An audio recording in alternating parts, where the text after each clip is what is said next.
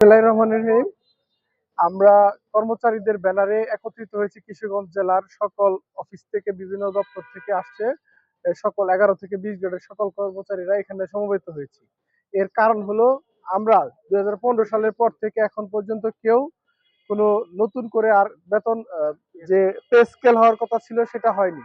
তারপরে আমরা শুনতে পাচ্ছিলাম যে একটা নীতিগত সিদ্ধান্ত নিয়েছিল যে মহার্ঘ ভাতা নতুন না আসা পর্যন্ত মহার্ঘ ভাতা দিবে, সেটাও হয়নি।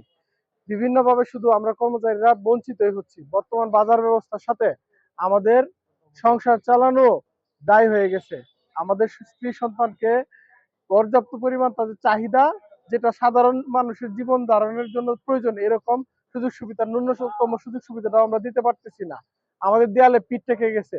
তাই আমরা শান্তিপূর্ণভাবে সরকারের উচ্চতর মহলের কাছে, বিশেষ করে জনপ্রশাসন এবং অর্থ মন্ত্রণালয়ের দৃষ্টি আকর্ষণ করছি। এবং আজকে ডিসি স্যারের মাধ্যমে প্রধান উপদেষ্টা বরাবর আমরা স্মারকলিপি দিতেছি। আমরা আমাদের যে দাবিগুলা সেখানে লিখিতভাবে আমরা উপস্থাপন করতেছি। আমাদের কর্মচারীদের প্রাণের দাবি, আমরা মাঠ পর্যায়ে সমস্ত কাজকর্ম আমাদের দ্বারা, আমরা যদি ভালো না থাকি তাহলে সরকারও ভালো থাকার কথা না। হ্যাঁ, মানুষকে